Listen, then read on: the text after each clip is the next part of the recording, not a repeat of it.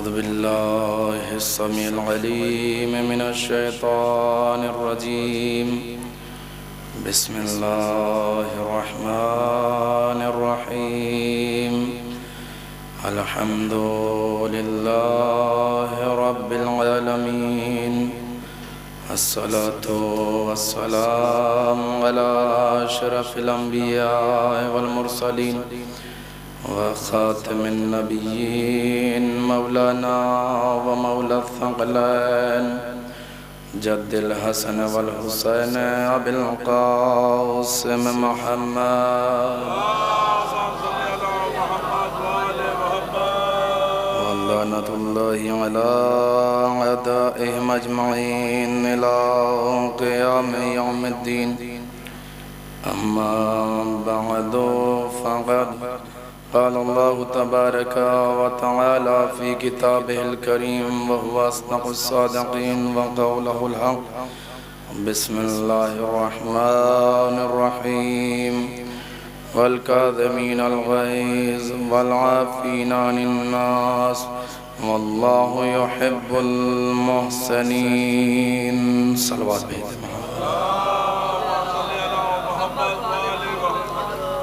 ارباب فهم و بلا ماتمداران باب الحوائج موسیٰ ابن جعفر آپ تمامی حضرات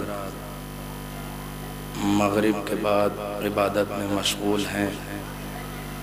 بڑی محنت و مشقتیں کی مولا اپنی بارگاہ میں قبول فرمائے۔ مولا کا ایک لقب ہے کاظم،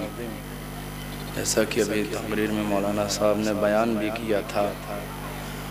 بس مولا کی 2 منٹ میں ایک فضیلت اور اس کے بعد عبادت تمام کرنا چاہوں گا۔ قرآن مجید میں ایک قصہ پڑھا ہوگا آپ نے اور علماء و ذاکرین سے سنا، سورہ یوسف میں کہ جناب یوسف کو جب زلیخا نے 7 دروازوں میں قید کیا تھا، بند کر رکھا تھا، جناب یوسف اپنی آبرو کو، اپنی عزت کو بچانے کے لیے وہاں سے نکلے، وہاں سے بھگے۔ آپ نے یہ واقعہ سنا ہے اور ادھر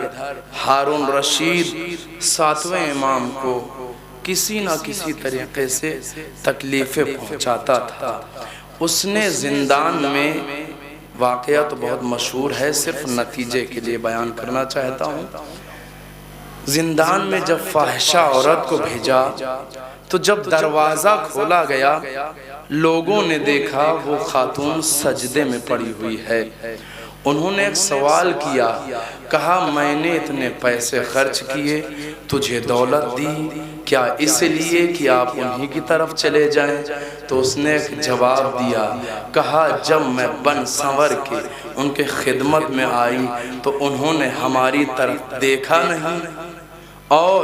جب میں نے یہ چاہا کہ وہ میری طرف راغب ہوں تو انہوں نے سر جھکا کے فضا میں صرف اشارہ کیا، اور اشارہ کرنے کے بعد کہا ادھر دیکھو۔ وہ خاتون کہتی ہے کہ میں نے جیسے ہی نگاہ کی تو کیا دیکھتا ہوں، بڑی حسین و جمیل حوریں موجود ہیں جن کے مقابلے میں میری کوئی ویلو نہیں ہے۔ ابھی آپ نہیں سمجھے، نبی وہ ہوتا ہے جو اپنی آبرو بچا لے۔ موسی کاظم اسے کہتے ہیں جو دوسرے کو جہنم سے نجات دے دے۔ نبی وہ ہوتا ہے جو اپنی آبرو بچا لے، امام وہ ہوتا ہے جو دوسروں کی آبرو بچا لے۔ ہاں ارباب اعزاء، یہ وہ ہمارا مظلوم امام ہے۔ بہتر ہوگا کہ لائٹ اب خاموش کر دی جائے۔ تاریخ اٹھا کر دیکھ لیجئے، صرف چند ایسے واقعات ہیں جن کو جب تصور کریں گے تو گریہ کرنا ہوگا۔ ایک مظلوم کربلا کہ جن کا لاشا 3 دن تک کربلا کی جلتی ہوئی ریتی پہ پڑا رہا، کوئی دفنانے والا نہ تھا۔ ایک غریب بغداد موسی کاظم جن کا لاشا پلے بغداد پہ پڑا رہا، ہر باب ازا مغرب کے بعد سے عزاداری کر رہے ہیں، 2-3 دن سے تیاری کر رہے ہیں، بڑا تھک گئے ہوں گے، لیکن ذرا امام رضا سے پوچھئے، ارے میرا مولا تھکا نہیں ہے؟ ہر باب ازا جب بھی دیکھیں امام حسین کے کچھ مصائب سے ابتدا کرتا ہوں، جب بھی امام جعفر صادق روایت ملتی ہے، روز عاشورہ آتی تھی، بڑا گریہ کیا کرتے تھے، مولا کے گریے سے لوگ سمجھ جاتے تھے محرم آ گیا ہے، ادھر مولا گریہ کر رہے تھے، مولا کے چاہنے والے جمع ہو گئے، جب مولا کے چاہنے والے جمع ہو گئے، ہر باب ازا بہت گریہ کیا کرو، اس لیے کہ بی بی سیدہ کو آپ کا یہ جو منہ بن جاتا ہے نا، یہ صورت بی بی زہرا کو بڑی پیاری لگتی ہے۔ ایک روایت ہے چھٹے امام جعفر صادق سے، کہتے ہیں جس مجلس سے بلند بلند آواز کی صدا آتی ہے، میں جعفر صادق اس مجلس کے بعد 2 رکعت نماز پڑھ کے اپنے عزاداروں کے لیے پروردگار کی بارگاہ، خدا کوئی غم نہ دے سوائے مظلوم کربلا کے، ہر باب ازا امام سجاد کو آپ کا بلند بلند آواز سے گریہ کرنا بڑا پسند ہے۔ ہائے مظلوم کربلا، ارے جن پہ گریہ کرنے نہ دیا گیا، ہاں روایت میں ملتی ہے جیسے مولا گریہ کر رہے تھے، مولا کے چاہنے والے جمع ہو گئے، تمام اعز و اقربا جمع ہو گئے۔ ایک شاعر آیا، اس نے کہا مولا میں آپ کی خدمت میں چند اشعار پڑھنا چاہتا ہوں۔ مولا نے کہا رک جاؤ، میری ماں کو بلایا جائے، پردے کا اہتمام کیا جائے، میری بہنیں بیٹیاں آ جائے۔ شاعر نے پڑھنا شروع کیا، ماں کی، ادھر امام جعفر صادق کی ماں کی آواز بلند ہوئی۔ یہ شاعر بی بی کے خاندان سے تھا، جیسے بی بی ام فروا کی آواز بلند ہوئی، وہ کہتا ہے بی بی آپ بلند بلند آواز سے گریہ کر رہی ہے، جب آپ کو غش آ جائے گا، آپ کا بیٹا جعفر صادق آپ کو دلاسا دے گا۔ اے بی بی آپ بلند آواز سے گریہ کر رہی ہے، لیکن کوئی تماچے مارنے والا نہیں ہے۔ اے بی بی جب آپ گریہ کر رہی ہے، کوئی تعزیہ نہیں مارنے والا۔ اور باب ازا اگر کسی خاتون کو کسی کے سامنے تماچا مارا جائے، اسے برداشت نہیں ہوتا، یہ عام عورت کا عالم ہے۔ ہائے میرا مولا سجاد، ارے جن کے سامنے پھپھیوں کو تعزیہ آنے سے، ہر باب ازا جیسے ہی شاعر نے بیان کرنا شروع کر دیا، امام جعفر صادق نے کہا دروازے کو بند کر دیا جائے۔ کسی نے پوچھا مولا یہ کس لیے کہہ رہے ہیں؟ میرے مولا نے کہا میرے بیٹے موسی کاظم کو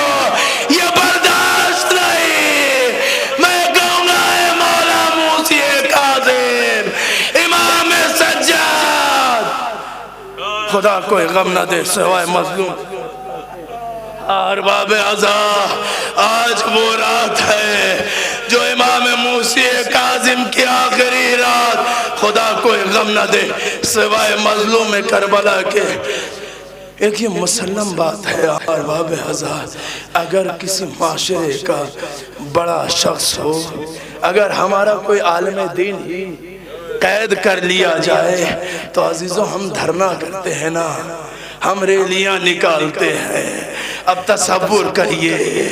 ہائے موسی کاظم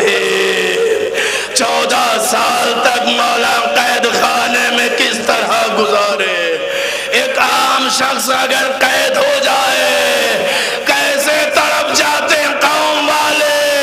اس وقت کے شیعوں کا حال کیا ہوگا۔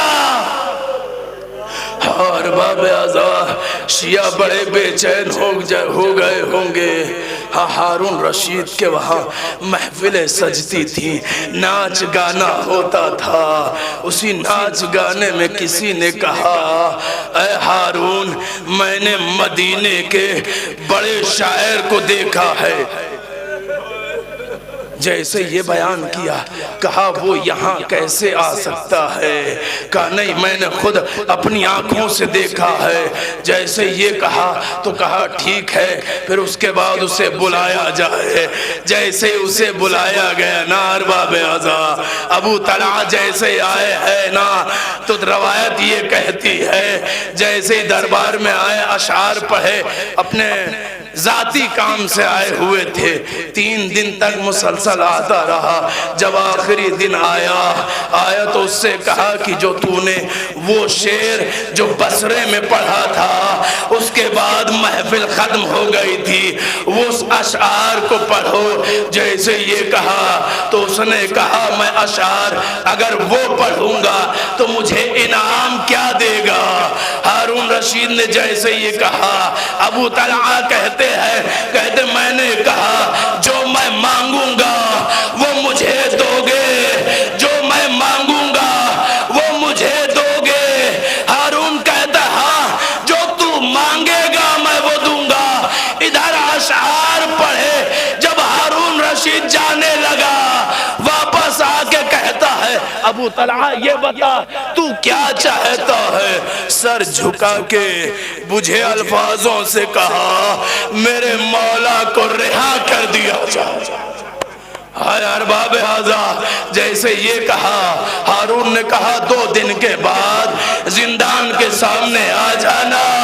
تمہارے مولا کو رہا کر دوں گا۔ اب یہ بڑا خوش ہو گیا، خوشی خوشی آیا اپنے گھر کی طرف، کہتا ہے میری شاعری آج قبول ہو گئی، اس کی قیمت ادا ہو گئی، اس لیے کہ ان اشعار کے ذریعے سے میرا مولا رہا ہو جائے گا۔ آنے کے بعد اپنے بچوں کے گلے مل کے کہتا ہے ایک خوشخبری ہے، میری محنت وصول ہو گئی۔ اب یہ بڑے بے چین ہے۔ 2 دن گزرے، جیسے ہی 2 دن گزرے فوراً صبح ہی زندان کے قریب آ گئے، دروازے کے قریب آئے۔ کسی قیدی کو لے جایا جاتا تھا دوڑ کے دروازے کے سامنے آ جاتے تھے، یا زندان سے کسی کو رہا کیا جاتا تھا دوڑ کے آ جاتے تھے۔ سوچتے تھے ہاں میرا مولا رہا ہو رہا ہے، ہاں میرا مولا رہا ہو رہا ہے۔ جیسے ہی تیسرا پہر آیا، روایت کے جملے ہیں جیسے تیسرا پہر آیا، ایک کمبل کے اوپر 4 نوکر اٹھائے ہوئے زندان سے ایک لاشے کو لائے، ہتھکڑیاں پڑی ہوئی تھی، بیڑیاں پڑی ہوئی تھی، زنجیروں میں جکڑا ہوا لاشا۔ کوئی ملعون کہہ رہا تھا ہذا امام الرافضہ، یہ رافضیوں کا امام ہے۔ خدا کو غم نہ دے سوائے مظلوم کربلا کے۔ ارباب اعضاء صرف یہی نہیں کیا گیا، ہاں یہ اس کا جنازہ اٹھا۔ ارے جس کے 18 بیٹے تھے، جس کے لاکھوں شیعہ تھے، آئے اس کے جنازے کے لیے 4 غلاموں کو بلایا گیا۔ 4 غلاموں کو، اس کے علاوہ 5ویں غلام کو خریدا گیا، جو اعلان کر رہا تھا یہ رافض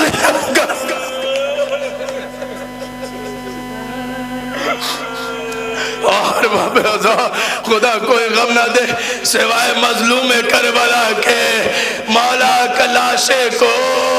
پلے بغداد پہ لا کے ڈالا گیا یہ روایت کے جملے کی پھینکا گیا ہے ہار باب ازا روایت یہ بھی کہتی ہے جیسے جیسے رات آ رہی تھی ہارون رشید نے کہا کہ رات کی تاریکی ہوگی رات کی تاریکی میں یہاں سے جب سفر کے لیے مسافر جائیں گے تو جو سفر کے ذریعے سے جائیں گے جس سواری سے ان سواری کے ذریعے سے موسی کاظم کا لاشا پامال ہو جائے گا اب جیسے ہی رات ہوئی نا ادھر سے مسافر آنا شروع ہوئے روایت یہ کہتی ہے جانور دو قطاروں میں کھڑے ہو گئے کنارے کنارے کوئی آگے بڑھ کے آتا ہے کہتا ہے کیا ہوا جانور آگے بڑھ نہیں رہے ہیں ایک مولا کا چاہنے والا بھی تھا آگے بڑھ کے آتا ہے کہتا ہے یہ کیسے جانور بڑھے ارے یہ وقت کے امام ہے ارے جانوروں کو بھی معلوم تھا میں کہوں گا ہے مولا موسی کاظم ہارون چاہتا تھا آپ کے لاشے کو پامال کیا جائے مولا کربلا کے میدان میں ہار باب ازا روایت کے یہ جملے ہیں جب مولا کی شہادت واقع ہوئی ہے نا تو بی بی معصومہ قم کی عمر جو ہے 10 سال کی تھی روایت یہ کہتی ہے کہ 6 سال امام کے ساتھ رہی ہیں آخر کے 4 سال امام کو زندان لے جایا گیا پھر امام کی دوبارہ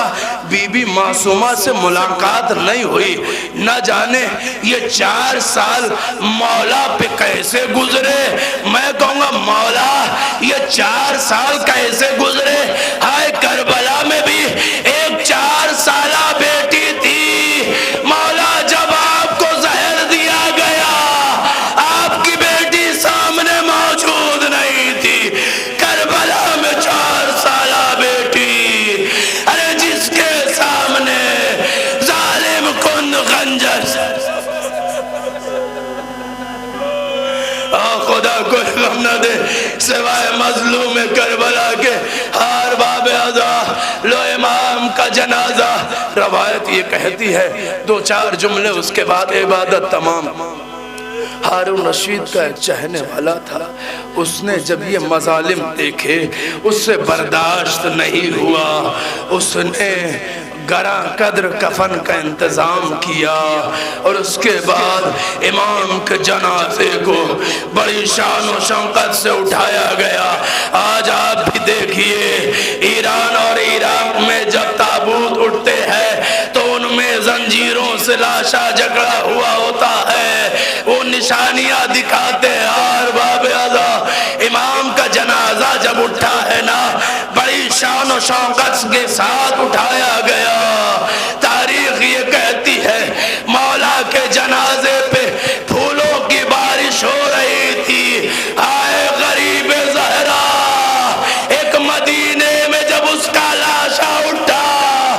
اس کے جنازے پہ پھولوں کی بارش نہیں بلکہ تیروں کی بارش آئے زہرا کا بڑا بیٹا آئے زہرا کا دوسرا بیٹا ارے جس کا لاشا تیروں پہ معلق تھا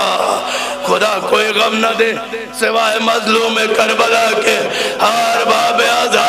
جیسے ہی مولا کا جنازہ اٹھایا گیا سبھی یہ کشمکش میں تھے کہ مولا کے جنازے کو کون پڑھائے گا اسی اسنا میں لوگوں نے دیکھا ایک سوار ہے جو پانی پہ چلتا آ رہا ہے اور جیسے ہی پلے بغداد پہ آ کے پہنچتا ہے اس جنازے سے لپٹ جاتا ہے سینے کو سینے سے ملا کے کہتا ہے اے بابا جان ارے آپ کے جانے کے بعد ارے بہنیں بڑی تڑپ رہی ہے بہنیں بڑی گریا کر رہی ہے اے بابا جان آج مدینہ بھی ویران ہو گیا میں کہوں گا اے مولا رضا کو فرصت خوش نصیب ہے، آپ نے نماز جنازہ پڑھائی، بڑے ادب و احترام سے مولا کے جنازے کو دفنایا۔ میں کہوں گا اے مولا، ارے ذرا کربلا میں آئیے، ایک بیٹا ایسا بھی موجود ہے ارے جن کے ہاتھوں میں ہتھکڑیاں، پیروں میں بیڑیاں، اتنا مجبور کہ باپ کو نہ کفن دے سکتا، نہ باپ کو دفنا سکتا۔ ہاں بس ارباب ازا دو جملے بس تاریخ میں کچھ ہی ایسے جنازے نظر آئے جن کو دفناتے وقت رسول خدا کو بلایا گیا۔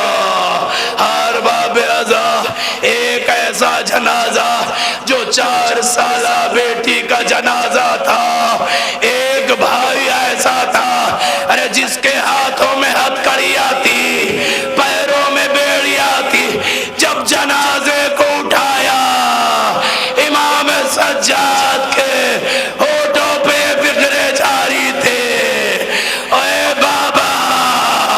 آپ کی امانت آپ کے حوالے، مولا رضا جب امام موسی کاظم کا جنازہ ہاتھوں پہ اٹھایا، کانا نا رسول اللہ، آپ کے نواسے کے ساتھ دیکھیے ظالموں نے کیسا ظلم کیا، ہتھکڑیاں بھی جدا نہیں ہو سکتی۔ واہ مظلومہ، واہ محمد، واہ علیہ۔